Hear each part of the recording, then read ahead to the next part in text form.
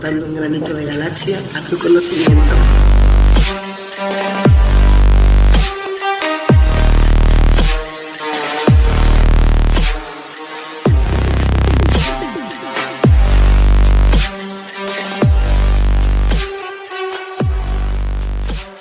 Saludos, criaturas de la Tierra. Bienvenidas a este rincón del mundo de los paquetes IP que forman este podcast llamado Diálogos Espaciales. Esperamos que su estancia auditiva sea de su agrado. Les habla Pepe Ales, miembro de la comunidad View de Headspace, estudiante de física, y estoy muy contento porque por segunda vez tenemos como invitado al doctor José Edgar Madrid, y ya sabemos que es doctor en ciencias físicas. Ya en el episodio de Universo en otras dimensiones estuvimos hablando de un poquito de su semblanza, ya lo conocemos un poco, ya lo hemos escuchado y estamos muy contentos, doctor, de que nos vuelva a visitar por acá.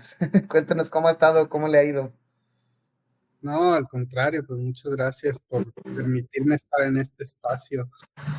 Pues bastante bien, como siempre, trabajando, a pesar de que ya casi son vacaciones, creo, a partir de mañana. Sí, ya sé. ¿Ustedes siguen laborando aún que no den clases? Obviamente son investigadores, pero siguen yendo a CUSEI, ¿o hay un punto donde cierran la universidad? La van a cerrar a partir de mañana y hasta el 4 de agosto. Ah, ok. Entonces no es mucho el tiempo que la cierran. No, son solo 15 días, pero uno tiene que estar yendo a firmar y ese tipo de cosas. O sea, de todos modos tienen que estar reportándose, que siguen vivos por ahí. Sí, así es. Y haciendo otro tipo de actividades, exámenes de titulación, investigación y demás. Sí, ¿usted está asesorando tesis ahorita, doctor? Sí, tengo de estudiantes de licenciatura, de maestría y de doctorado.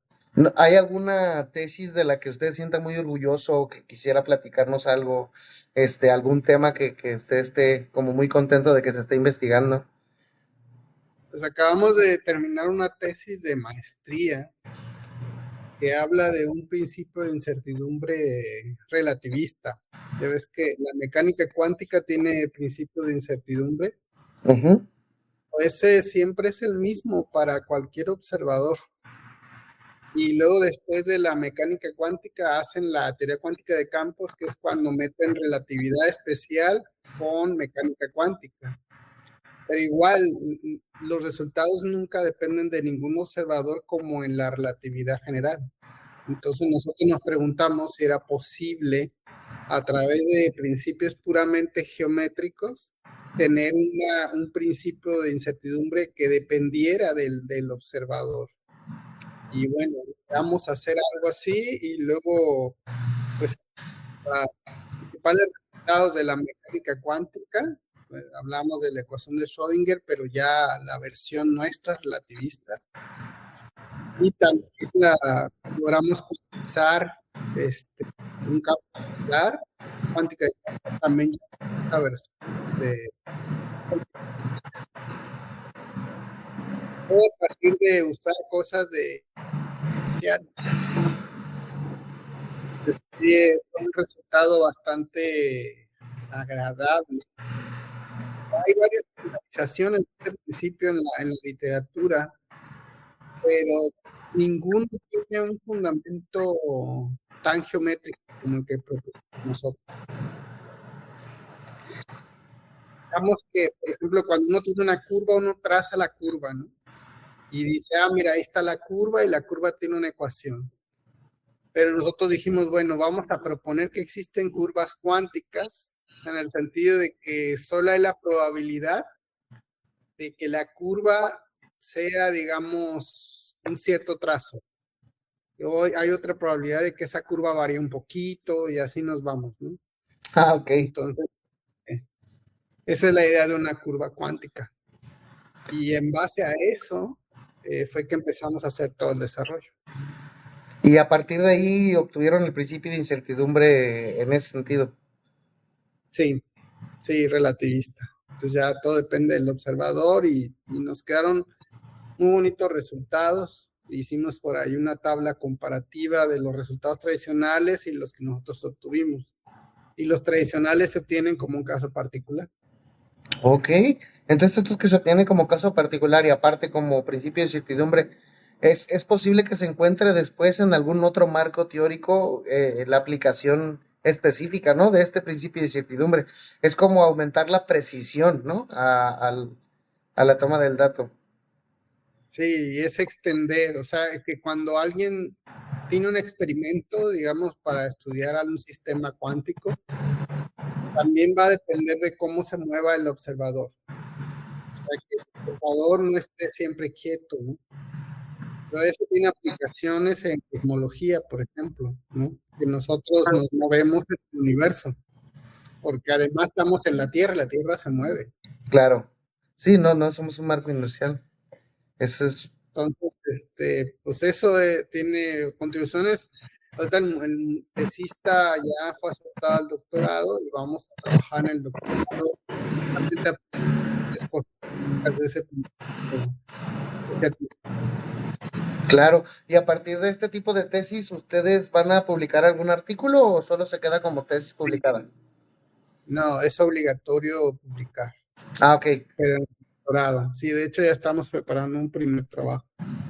Ok, y luego tengo entendido que entra revisión por pares, ¿verdad? Este tipo de artículos, o la mayoría de artículos científicos. ¿Usted le ha tocado hacer arbitraje de revisión por pares? ¿Qué se siente? ¿Cómo se vive eso? ¿Lo contactan? ¿Hay una agenda? ¿Hay un lugar donde anoten a los árbitros, a los arbitrajes? ¿O cómo se vive esa experiencia de de arbitrar papers? Eso depende de la revista. Uno no se entera que tiene otro par, ¿no? A uno le mandan un correo y le preguntan si va a querer revisar el trabajo, porque cae dentro de nuestra especialidad, y le dicen, pero el trabajo lo tienes que revisar en tanto tiempo. Entonces ya uno decide si tiene el tiempo para revisarlo, porque no es solo revisarlo, sino hay que hacer todo un reporte, tiene requisitos, y, y ya. Y uno no se entera al final de la decisión que toma el editor y no se entera tampoco de lo que dice el otro árbitro. Sino Claro. uno solamente hace lo suyo y ya, ¿no?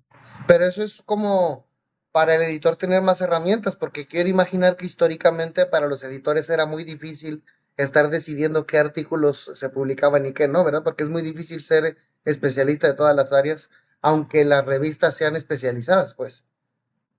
Sí, de hecho ha pasado que por ahí un referee dice que sí, el otro dice que no, entonces el editor tiene que llamar a un tercero Ok, bastante para interesante. el de Sí, pero no se paga por estas revisiones, más bien se gana como quien dice puntos de relación con la revista, ¿verdad? A veces le dan a uno, digamos, 30 días de acceso libre a todos los artículos de la revista, ¿no? Los que son de paga, por ejemplo. Ok, ok. Sí, o sea, no te dan de efectivo, no te dan dinero, pero te dan algún otro tipo de cosas. Y también el hecho de que pues, ya el editor ya te conoce y cuando tú publicas, pues ya es más rápido el proceso. Claro, sobre todo porque te están ya como tomando en cuenta como un especialista del tema, ¿no? Es decir, ya saben que has publicado, que ya has tenido varias publicaciones por revisión por pares, etcétera, ¿no? Ya es un cierto Sí, prestigio, ¿no? sí, es prestigio y además ya en la actualidad hay revistas que le dan a uno un reconocimiento por eso. Ah, ok, bastante interesante. Y tiene que ver con el también que le llamen a usted para hacer revisión por pares, ¿tiene que ver con el impacto que han tenido cada uno de los artículos o con el número de artículos? ¿Con qué tendrá que ver? ¿O con la experiencia en el campo? Bueno, la experiencia del campo se ve por las publicaciones. Ujú. Entonces son ambas cosas, ¿no? Claro, Que tenga un cierto impacto y también que tenga suficientes artículos como para decir que uno tiene la experiencia en el ramo. claro.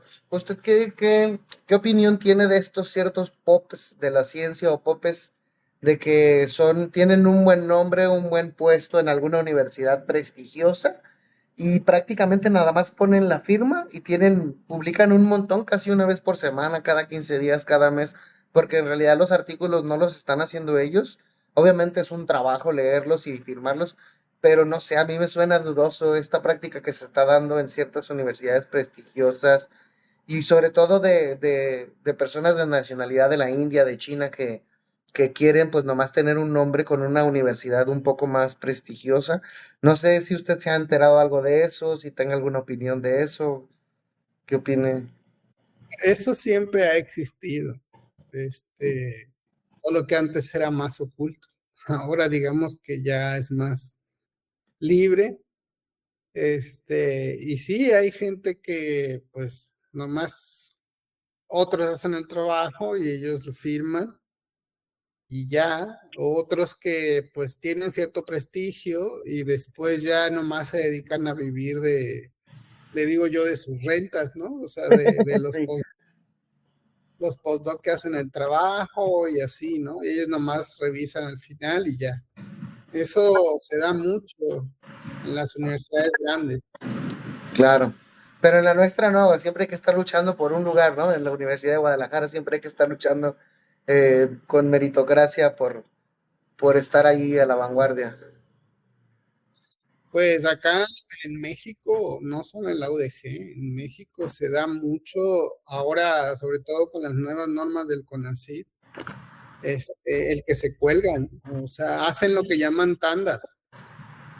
¿Ah, sí? Este, Se van con otros, o digamos el investigador, él solo no puede producir, entonces va y se consigue unos postdocs, que ellos hacen el trabajo, lo ponen y luego va y se le va con otro investigador y le dice, yo soy un estudiante y tú haces el artículo, o sea, como un tráfico de estudiantes, ¿no?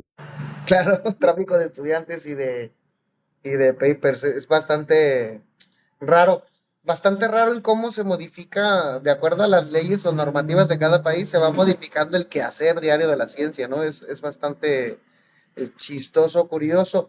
¿Y usted cree que con esta nueva administración o las pasadas o cómo se administra la ciencia en México, favorece que haya productividad de la ciencia, que haya también investigación en ciencia básica o está forcejeado a publicar, forcejeado con cierta tendencia? No sé qué opinión le merece.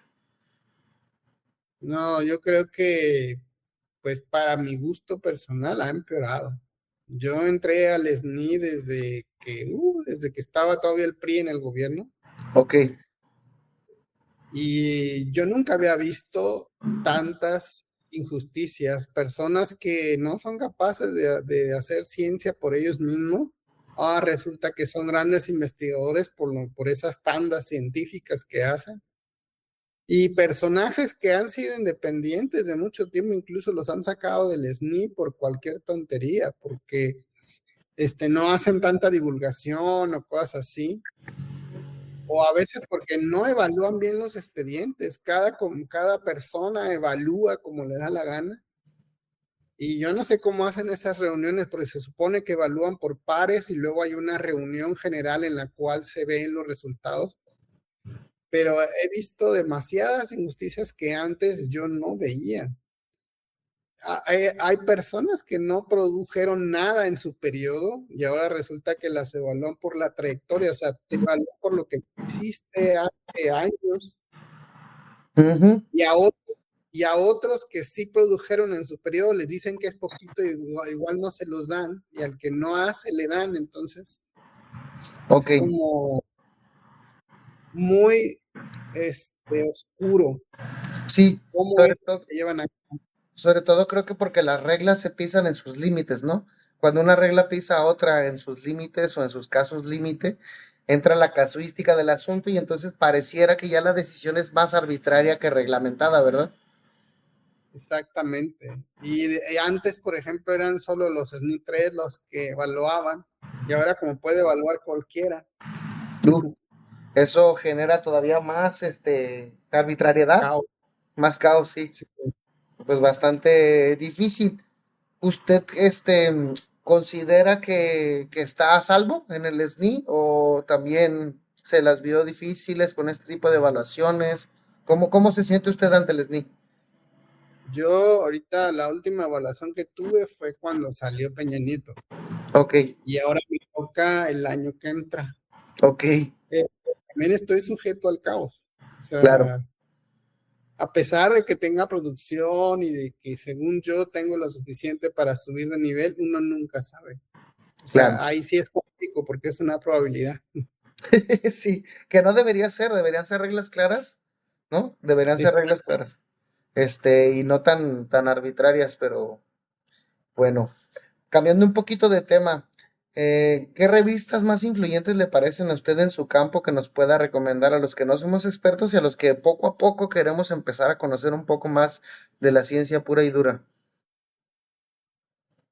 de la ciencia pura y dura. Sí. Pues yo publico en una que se llama Physics of the Dark Universe, Ajá. que es muy alto impacto y habla precisamente de física de todo el universo oscuro. Ok. También estas europeas, European Physical Journal.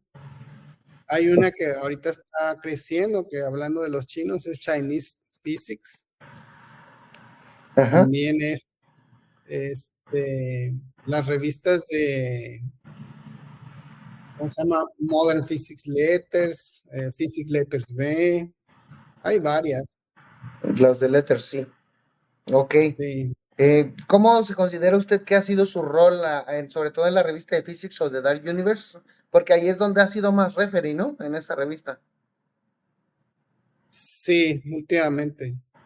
Sí. Es que las otras como que agarraron sus referees, pero de Estados Unidos. Ah, ya. Sí. ¿Y cómo le ha ido a usted con esta revista? ¿A gusto? ¿Qué tal? ¿Le han sorprendido las ideas de los papers que ha arbitrado o referiado? No sé cómo se diga. Sí, no, es una muy buena revista. La verdad que yo no tengo quejas. Solo una vez tuve un incidente con un artículo que estuvo casi un año y al final cuesta tirar y mandar. Claro, Ok, pero después de eso ya no he tenido conflictos. De hecho, ahorita tengo uno ahí metido que estoy esperando la respuesta, ¿no? ok. Esperemos que todo vaya bien en popa y si hay algo que ajustar, pues ajustamos, ¿no? Eso no es ningún asunto. Le quería preguntar también porque pues es miembro de la Academia Jalisciense de Ciencias y muchos de nosotros, incluyéndome, no sabemos con qué se come, solo es honorífico, a qué se refiere la Academia Jalisciense de Ciencias, qué beneficios trae para los miembros o para Jalisco, por ejemplo, que exista una sociedad así. ¿De qué va eso? Si nos puede comentar algo. Creo que el beneficio es más en ciencias que no son exactas. Es poca la gente que está ahí de ciencias exactas. Ok, Hacen seminarios, muestran a la sociedad qué se está haciendo. Por ejemplo, ahora de la falta de agua en el lago de Chapala, la contaminación del lago de Chapala. Sí, se tocan muchas temáticas sociales, muchas cosas que son de interés para la sociedad. claro. Nosotros realmente pues es algo honorífico que pues uno tiene que pagar una anualidad Ah, sí, de ser, ¿sí? Ya le dan a uno los reconocimientos, la constancia de pertenencia.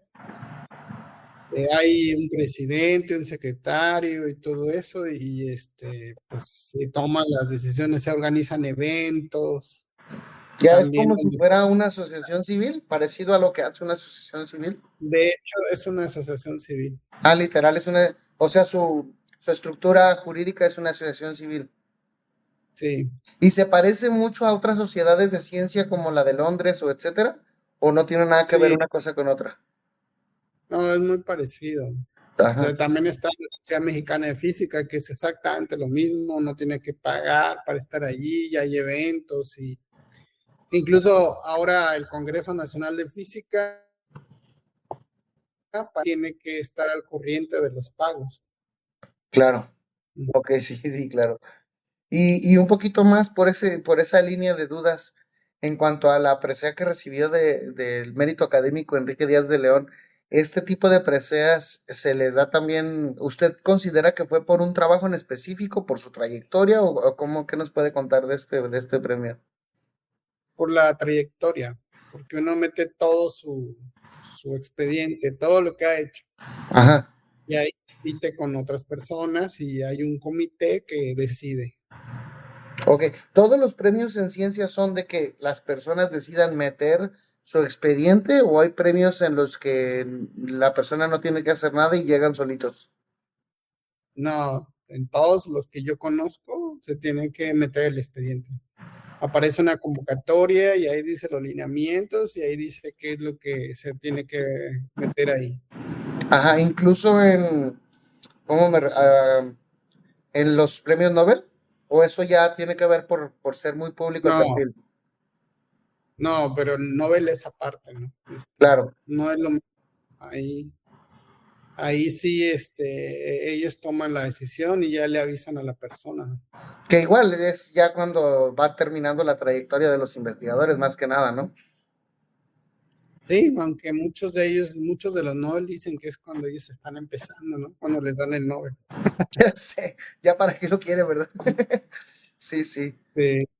Pero igual yo siento que es como esta manera puritana de asegurarse de que la trayectoria no tuvo desviaciones de porque ya ve que los premios Nobel se los suelen dar a personas que incluso representan cierta autoridad moral, no nomás autoridad académica. Yo siento que tiene que ver a lo Sí. mejor con eso, ¿no cree? Hay, o sea, hay cuestiones académicas, depende del descubrimiento y demás. Y también a veces ha ocurrido que lo han dado, por ejemplo, si tienes países que están en guerra o en conflicto, a veces dar un premio termina con el conflicto, ¿no? O lo Claro. apacigua. Entonces sí hay intereses también políticos y sociales, obviamente. Sí, sí, como en todos lados siempre están ahí moviendo, porque es un premio muy prestigioso y siempre hay hilos por detrás más allá de lo evidente. Por ejemplo, hablando de esto, la condecoración como exalumno Nicolaita, eso en su carrera, ¿qué tipo de impactos tiene este tipo de condecoraciones? No, es solo pues nombramientos honoríficos que, por ejemplo, a la hora del CONACYT cuentan, ¿no?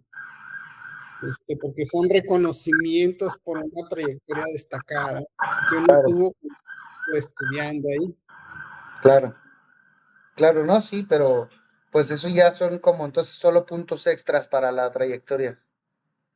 Sí, o sea, a mí directamente más allá de eso no hay ningún impacto. Igual tengo que seguir trabajando y produciendo. Ok, regresando un poquito a su línea de investigación, ¿cuáles considera usted que son los desafíos actuales de la gravitación y la cosmología? El primero es una teoría de gravedad cuántica. Ajá, No se sabe cómo funciona la gravedad a pequeña escala. ajá, Hay dos teorías que se están peleando por ese puesto, pero todavía tienen muchos problemas. Es la teoría M o la teoría de cuerdas, ajá. la teoría cuántica de lazos. Me parece que todavía hay mucho que desarrollar en esas teorías para poder entender bien este estado, pero sobre todo poder salvar los problemas que aparecen ahí, ¿no? Eso en cuanto a la gravitación. Y en cuanto a la cosmología, pues hay muchas cosas ahorita, ¿no? Por ejemplo, pues no se entiende bien eh, el universo temprano, esta aparente tensión que le llaman el problema de tensión del parámetro de Hubble, que es que el parámetro de Hubble lo que mide es la rapidez con la que se expande el universo. Pero cuando tú lo ves con experimentos de la radiación cósmica de fondo, da un resultado, y cuando lo analizas con supernovas o cosas así, da otro resultado. Entonces, pues ahí es la disputa que hay.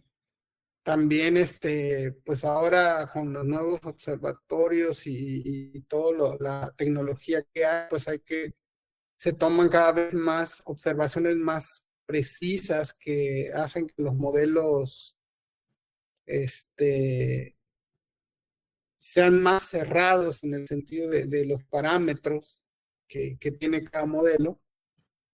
Y todo eso, pues, son problemas abiertos, porque hay muchas cosas que el modelo estándar no te explica, ¿no? Por ejemplo, pues la materia oscura no sabemos exactamente qué es, la expansión acelerada actual exactamente por qué se origina.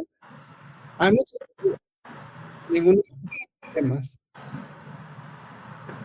Sí, es posible que estemos ante alguna próxima revolución grande en la física, como cuando la cuántica, como cuando la relatividad especial y general, en el sentido este de los grandes problemas, por así decirlo. Voy a cambiar la pregunta. ¿Cuál de estos puntos clave de gravitación o de cosmología, si se resolviera, generaría usted, según su manera de entenderlo, una revolución en la física? Encontrar la teoría, formular la teoría cuántica de la gravedad sería un boom. Sería un boom. Incluso, creo Sí, yo que, por ejemplo, sobre todo teoría de cuerdas y la manera de poder testearla, estamos muy lejos desde el punto de vista técnico, ¿no? De la tecnología, de poder testear, sobre todo por el tamaño diminuto de las cuerdas, algo así, ¿no? Que se teoricen. sí, sí, son muy altas energías y ahorita tecnológicamente pues no se tiene la manera de llegar a esos niveles.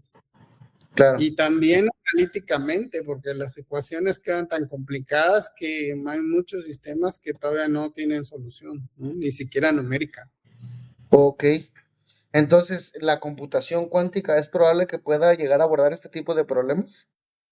Sí, pues si se llega a desarrollar bien, probablemente puede ayudar un poco más a tener soluciones, pero pues obviamente faltaría la parte tecnológica de la experimental, ¿no? La parte experimental.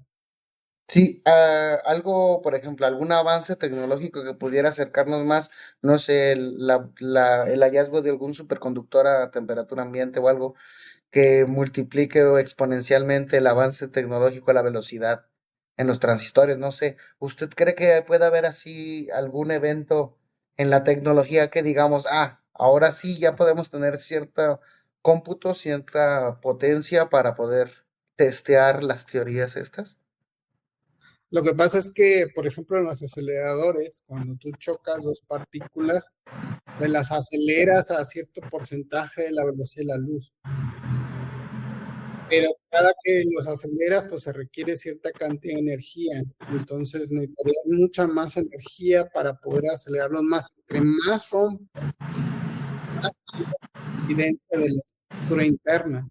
Claro, Entonces, pues tendría que haber aceleradores mucho más potentes. ya. Pero la pregunta es, bueno, ¿cuál fuente de energía, no? Todavía no sabemos. O sea, pero mi pregunta tiene que ver con la factibilidad teórica. ¿Es posible teóricamente que nuestra tecnología mejore o incluso hay problemas teóricos para que nuestra tecnología siga mejorando? Pues los hay, para empezar, como decía, ¿no? De computación. Ajá. Pues sí. Toda la, toda la tecnología pues se maneja a través de computadoras y pues ahorita ya estamos saturados, ¿no? Hay varios clústeres, pero de todas maneras, si hubiera, por ejemplo, esa computación cuántica que todavía los expertos dicen que está como todavía muy en pañales, pues sí podría liberar mucha más rapidez para poder procesar información, ¿no? Pero por lo pronto, pues, mientras no hay esos avances, pues ahorita estamos como en un cierto límite, ¿no? Un tope ahí. Un tope tecnológico, sí. ¿Usted siente desde que empezó a hacer investigación hasta nuestros días, hasta ahorita, hasta el día de hoy, cómo ha sentido que ha evolucionado su campo de investigación? ¿Ha sentido que se ha movido, que no se ha movido? ¿Cómo lo siente? No, se ha movido bastante. Antes eran modelos bastante sencillos, casi todo era novedoso. Y ahora pues ha cambiado mucho, porque la teoría de cuerdas, a pesar de que no tiene muchos modelos, no tienen soluciones viables, sí da ideas que nutren a otros modelos y eso ha permitido que estudiemos ya no solo inflación, sino preinflación, que es lo que pasó un poquito antes. Vemos a las energías teóricamente a la escala de Planck, ¿no? Entonces pone condiciones a las ecuaciones para poder entender el universo cuando nació. O sea que el aparataje, por así decirlo, el andamiaje matemático que se ha logrado con la teoría M ha servido también para solventar otros huecos teóricos y lo va a seguir haciendo, ¿no? Sí, sí, o sea, de alguna manera no nos da la solución exacta, pero nos aproxima y deja ver más o menos cómo podría ser. Sí, y tengo entendido que en palabras de Alan Rees, que él decía que la matemática, aunque no fuera, no descubrieran las cuerdas como tales o el objeto no terminara siendo contrastado con la experiencia, dice que la matemática que se ha construido para llegar ahí ha sido muy segura, pues de paso seguro y se puede aplicar. ¿Usted opina lo mismo? Sí, y no solo es segura, sino que además es mucha matemática nueva.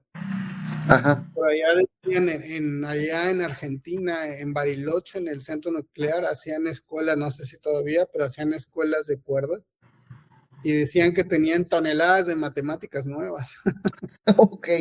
Sí, por ahí escuché, no sé si usted ha oído hablar de José Edelstein, que es un doctor allá Sí. de Argentina que también investiga mucho, y él se ha encargado de divulgar eso, que si hay nuevas matemáticas por allá en Argentina que las siguen rompiendo, en sus palabras, pues. Este, ¿Usted considera que cómo puede cambiar el campo de la investigación en los siguientes 10 años? Como más o menos, ¿cómo ve el panorama usted? Eso depende del país. Si en México seguimos como vamos, pues vamos a ir en detrimento, porque pues ahora la investigación ya es como que pura estándar, ¿no? Investigación en equipo y yo creo que el avance es menor, porque no es como por ejemplo en otros países que cuando se juntan son puras personas que son independientes y cuando trabajan por iguales y si hay un avance. Y aquí el hecho de que haya varios autores, pero solamente uno o dos hicieron el trabajo, pues no es el mismo, ¿no? Claro, claro, sí. ¿Y usted siente que este modelo que está medio afectando a la ciencia, está afectando todos los ámbitos de la física o solo a la física o también a otras ciencias? ¿Cómo cree que está afectando este asunto?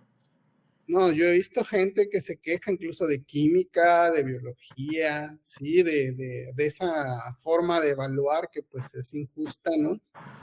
Y pues siempre hay personas que eso, imagínate, si una persona, por ejemplo, aquí en la Universidad de Guadalajara, resulta que no sale bien evaluado el SNI, automáticamente lo van a cargar de más materias, va a tener que dar más clases y por lo tanto el tiempo que le va a dedicar a la investigación va a ser menor.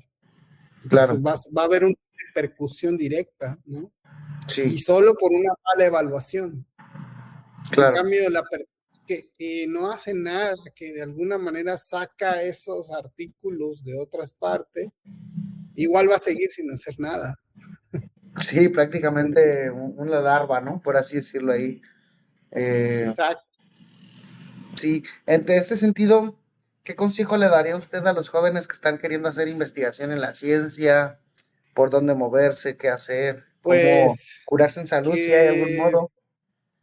lo hagan de manera genuina. O sea, que sí, no todo el mundo tiene por qué tener vocación para hacer ciencia, pero los Claro, que lo hagan pensando en hacer trabajos originales, pero que lo hagan por gusto, a conciencia, con la responsabilidad que eso amerita. No claro. pensar en cosas chuecas, sino Sí, sí, prácticamente en que si tienen vocación, pues le den, ¿no? Que al final es lo que termina, creo, saneando un ambiente así tan contaminado, ¿no? La actitud propia de los investigadores y termina trascendiendo los sistemas que a veces doblegan el campo de la investigación, ¿no?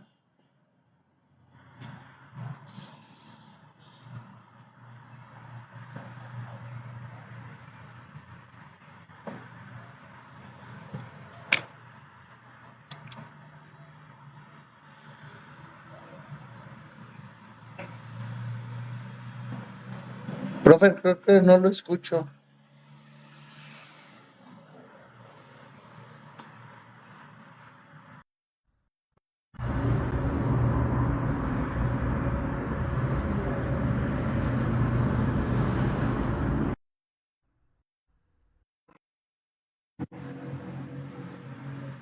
Creo que se nos fue, ¿verdad? Sí, sí, de pronto se congeló. Ah, ok.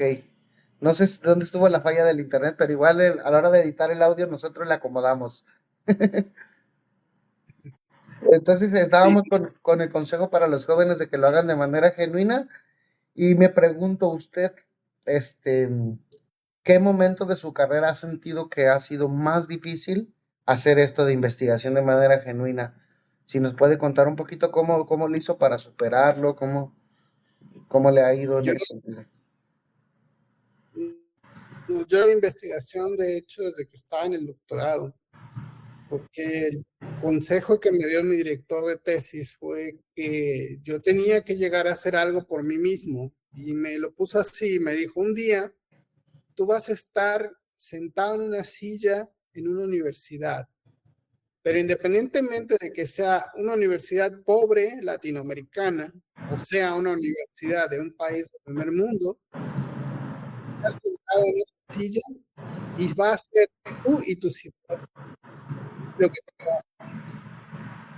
van a llegar alumnos y te van a decir, me dirige la tesis y te van a temblar las piernas si no tienes nada que ofrecer.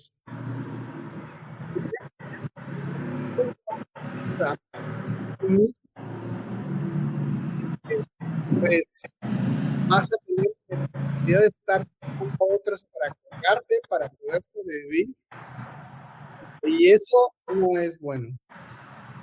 Yo, desde que estaba en el doctorado, entendí que cuando yo estudiaba, no tenía que estudiar solo pensando en lo que decía el libro, sino que tenía que pensar de qué otras formas podría hacerse y por qué el autor estaba diciendo lo que ponía ahí. Y empecé a hacer y empecé a buscar y empecé a tratar de aplicar lo que decía el libro a teorías de dimensiones extra, por ejemplo. Y empecé a aprender. Yo aprendía para hacer investigación, no aprendía para hacer una biblioteca ambulante. No. Claro, claro, Y claro. entonces, o sea, en mi mente siempre estaba, si tú estudias algo, trata de que eso sea productivo, que termine en un artículo. Y cuando hagas otro artículo es como hacer otra película y tienes que aprender otra cosa, pero entonces entre más artículos tengas, más va a ser tu conocimiento y vas produciendo al mismo tiempo que vas haciendo, vas aprendiendo. Y así me fui. Entonces yo cuando me doctoré en junio y me aceptaron para el doctorado en Brasil y me fui y a los 2 meses que estaba en Brasil yo publiqué mi primer trabajo yo solo, porque tenía que enfrentarme a mí mismo más que nada y mostrarme que era capaz de publicar y en una revista de alto impacto. Me acuerdo que el primero fue en Physics Letters Me, Ok, en esa época estaba en más alto impacto dentro de las, obviamente después de Nature, y lo logré, lo hice y estaba todo nervioso, me acuerdo. Dije, ni modo, a ver, mándalo y a ver qué te digan, que te critiquen. Las primeras críticas fueron de mis compañeros de acá, que yo estaba en Brasil y luego empezaban a criticarme que el inglés y quién sabe qué. Yo dije, no te voy a hacer caso, yo necesito ver qué dicen los de la revista. claro. Y ya me llegó el referato, me pidieron que hiciera unos cambios y me lo aceptaron. Entonces, a partir de ahí yo empecé a despegar, ya con más confianza de que sí podía. Y así me fui a Brasil, ahí empecé a aprender teorías escalares tensionales que yo no sabía nada cuando estaba en el doctorado de eso, pero siempre aprendía y trataba de sacar cosas nuevas con eso. Por eso es que la investigación siempre debe de ser así. No es como cuando uno va a la escuela y escucha la clase y te quedas nomás con lo de la clase. No. Siempre tienes que buscar, a ver, ¿por qué me están diciendo eso? ¿Qué más puedo hacer con eso? Si le muevo aquí, si le muevo acá, falla, no falla. Todo es una, una forma de estar muy, muy curiosa, ¿no? Claro, sobre todo de que ya implica total creatividad, ¿no? Para idear nuevas maneras, nuevos caminos y testear, estar testeando que por qué el autor, por qué cierta persona, por qué cierto autor llegó a tal conclusión, ¿no? Ajá, sí, sí, sí. Y siempre estar variando la información que te dan, pero para lograr eso, como decía mi asesor, decía, pues vas a tener que dominar en un punto y para que puedas innovar tienes que ir más allá. No solo dominar lo que te dicen, sino más allá para ver cómo le puedes mejorar o cómo lo puedes aplicar a otras cosas. Claro, sí, porque si no lo domina, pues nada más está jugando, haciendo castillos en el aire, Exacto. prácticamente. Ujú. En este sentido, en su campo, ¿usted sí considera que las colaboraciones interdisciplinarias son importantes? ¿O acá en su campo no es tan necesario? Son importantes cuando la persona con la que colaboras trabaja a la par que tú, Claro. ¿no? Yo cuando me doctoré y terminé el postdoc, yo seguí trabajando con mi director de tesis.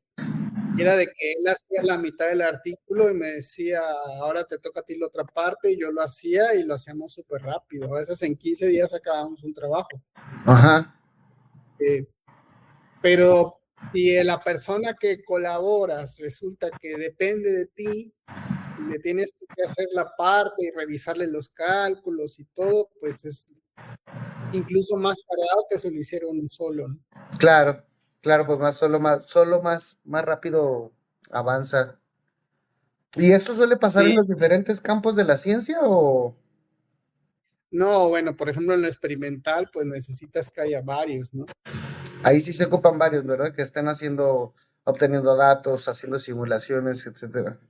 Y los que hacen análisis de datos también se ocupan varios, todo depende que haga uno. Ujú. Ustedes ahorita en su carrera, ¿qué tipo de investigaciones va a seguir haciendo en su horizonte, no sé, próximo de 10 años? ¿Va a seguir en cosmología, en gravitación? ¿Por dónde van los tiros? ¿Por dónde se siente usted cómodo? No cómodo en el sentido de zona de confort, sino en dónde se siente usted experimentado para seguir avanzando la investigación. Pues yo estaba, o sea, yo estaba pensando en seguir en esa línea y también tratar de hacer un poquito, aplicaciones de geometría, digamos, en medicina. Ok. Eh, por ¿Y eso ejemplo, como por dónde podría ir eso? he visto algunas aplicaciones, por ejemplo, en neurología, en donde tiene la neurona y la neurona tiene como una especie de cable que se llama axón, Sí, pero el axón a veces no es geométricamente perfecto, a veces tiene protuberancias generadas por algún tipo de proteína y eso hace que la conductividad eléctrica, el voltaje y demás haya variantes. Entonces hay toda una ecuación del cable que se modifica tomando en cuenta las nuevas geometrías que adquiere este axón. Y eso explicaría por qué, por ejemplo, alguien que tiene Parkinson se le olvidan las cosas, o alguien que tiene epilepsia tiene más descargas de lo habitual, está fuera de control. ¿Sí? Tendría una matemática certera, una forma de hacer una aplicación en computación. claro, entonces no había pensado que también ¿cómo se dice? Obviamente los campos eléctricos dependen totalmente la conductividad depende totalmente de la geometría del material, pero no había Sí, pensado que la electricidad que depende de la conductividad, de la geometría, está en una parte muy crucial y muy importante de los humanos, que es el cerebro, en la neurociencia, pues. Entonces no se me había ocurrido pensar que la geometría puede ser incluso determinante a la hora de poder analizar este tipo de investigaciones, ¿verdad? sí, sí, sí. Hay dos artículos, incluso es- hay otros que trabajan lo mismo, pero trabajan con un cálculo diferencial que se llama cálculo fraccionario, donde no son derivadas primeras ni segundas, sino son derivadas un medio, derivadas tres cuartos, derivadas, este, pero hay ecuaciones diferenciales fraccionarias que describen el comportamiento de la neurona bajo ciertas patologías. Bastante Entonces, interesante porque es probable que muchas afecciones médicas solo dependan de la geometría de los axones, ¿no? O ahí está el meollo del asunto, por así decirlo. Sí, así es, o sea, porque pues, si eso está hinchado o no, o tiene diferentes curvaturas, pues obviamente el comportamiento de la persona es diferente, la afección cambia. Pero lo más interesante es cuando ya tienes una red de neuronas, pero tienen todos esos diferentes tipos de deformidad cada una de las neuronas, entonces, ¿cómo es el comportamiento global? Que la idea sería poder describir, por ejemplo, una crisis epiléptica o un Parkinson, ¿no? Claro. Sí, sí, claro que son cuestiones que hasta hoy incluso el, no sabemos todavía si la memoria también depende de las cavidades axonales, entonces no sabemos aún todavía si la cantidad de energía que creemos que es comandada por otra área del cerebro en realidad tiene que ver dependencia directa con la geometría, y la geometría no sabemos hasta dónde esté comandando, por así decirlo, nuestra memoria, nuestra identidad, nuestras acciones motoras, etcétera, ¿no? Sí, entonces, pues con ecuaciones simples tampoco es tan complicado lo que se necesita saber de geometría para poder abordar en esto, pero demuestra que siempre un conocimiento matemático hace que una ciencia médica sea más exacta. Sí, ¿no? Y al final, no sé, en el Congreso de Matemáticas pasado, nos decían una reunión de ingenieros que nos decían, cuando nosotros somos ingenieros y vamos a la maestría, pues nos convertimos en matemáticos. Y ya en el doctorado aún más. Y yo creo que ya en postdoctorados o en ciencia teórica, es indistinguible quién fue ingeniero, quién fue físico, quién fue químico, porque al final todos terminamos siendo matemáticos, decía él, y hasta cierto punto tiene razón en el sentido de que la herramienta más poderosa ahora para hacer la ciencia precisa es la matemática, ¿no? O sea, no hay más. Sí, así es. Sí, sin matemáticas no se puede llegar a saber con precisión. Y sobre todo la habilidad de que ya cuando tienes el modelo matemático puedes hacer modelaciones. Sí, claro, ya de ahí es pan comido el trabajo, ¿no? El, el asunto es marcar el camino, ya estando el camino, lo fácil es andarlo. Sí, sí. Sí, crear las primeras estructuras y de ahí empezar a sacar todo el jugo que sea posible. Sí, ¿qué legado a usted, así ya como manera de cierre, porque sé que está muy ocupado en su día, qué legado le gustaría dejar a lo largo de su trayectoria o con esta investigación? O de qué artículo usted se siente orgulloso y dice, no, este artículo que publiqué en tal lado me gustó mucho y ojalá pudiera hacer uno igual, o no sé, o a futuro, usted como por qué tipo de investigaciones quisiera que le recordaran, etcétera. Yo siempre he sido muy fan de la geometría. Ajá, En todos mis trabajos siempre meto la geometría. Como ves, ahora quiero meter la neurología, ajá, eh, siempre la he metido en cosmología, en gravitación, relatividad. Entonces, yo ahora estoy trabajando, he trabajado ya hace tiempo de teorías que te dicen que la geometría no se impone, la geometría se determina. Y todo el mundo dice, tengo una teoría y yo fijo la geometría y ahí trabajo. Y, pero puro lo que quieren decir con geometría, porque es una palabra muy grande. Y entonces trabajamos con un mecanismo que me dice cuál geometría es, y resulta que si yo respeto, digamos, las simetrías físicas de un problema, pero también las simetrías de la geometría, resulta que hay modelos. ajá, Y esos modelos han ayudado a entender, por ejemplo, cómo sería la inflación con un campo de Higgs, por ejemplo. ajá. Cosa que en los modelos estándar es mucho más complicado porque tienes que meter muchas cosas ahí a mano y acá sale natural con argumentos geométricos. Ok, Entonces, rascándole a la geometría, encontré un principio de incertidumbre relativista, por ejemplo. claro que eso es bastante novedoso. Entonces, me imagino que, no sé si ha oído hablar de Geraldine Joseph Feiner, que habla de, ay, el error de las simetrías y que no seguir, no sé qué.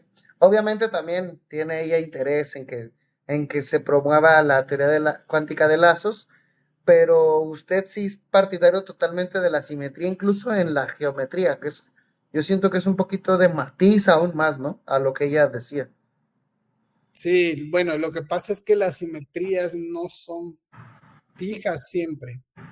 Así, lo que la geometría me dice es que las propias simetrías van cambiando.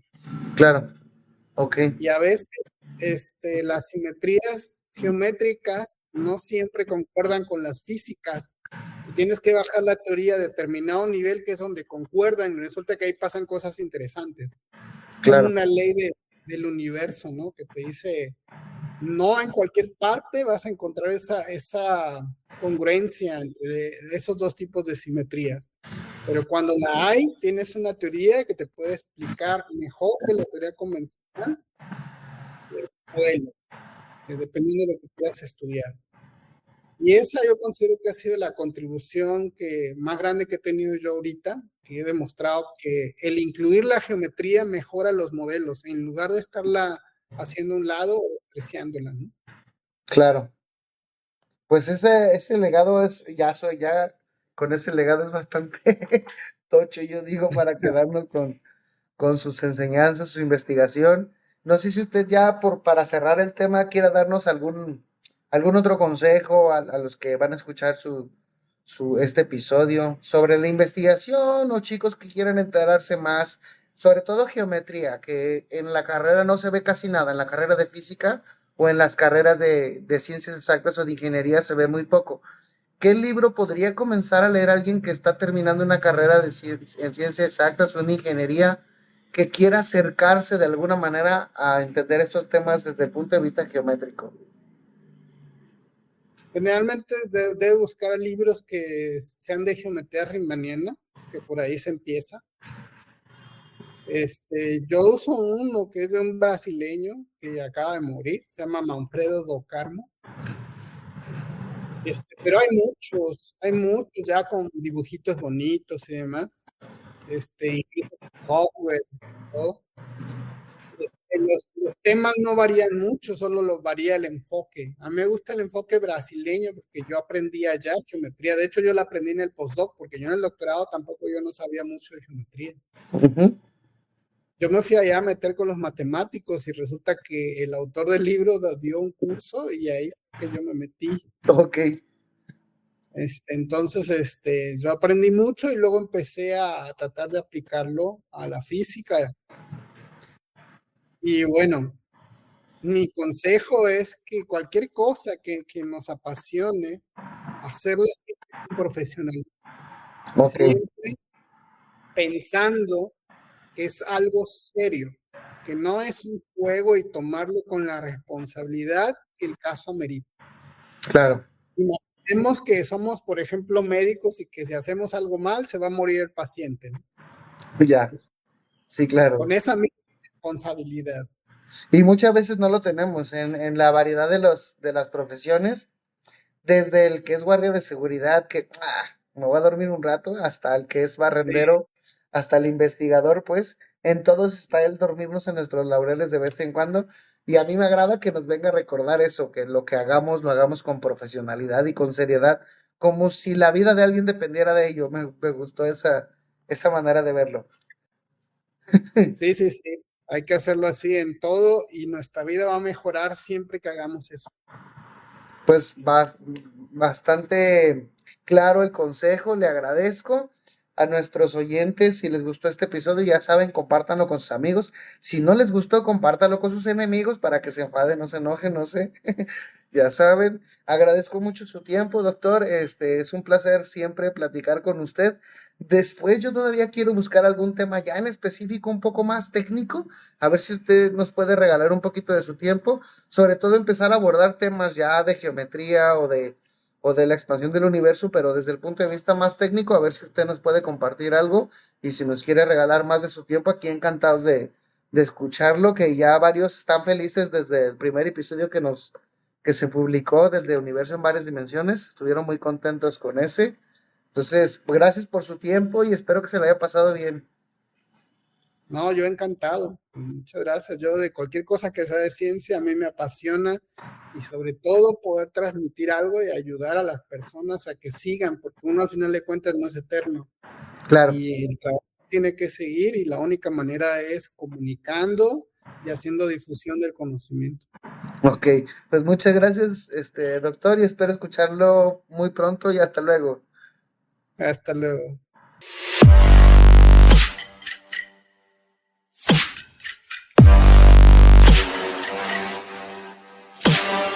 Diálogos espaciales, aportando un granito de galaxia a tu conocimiento.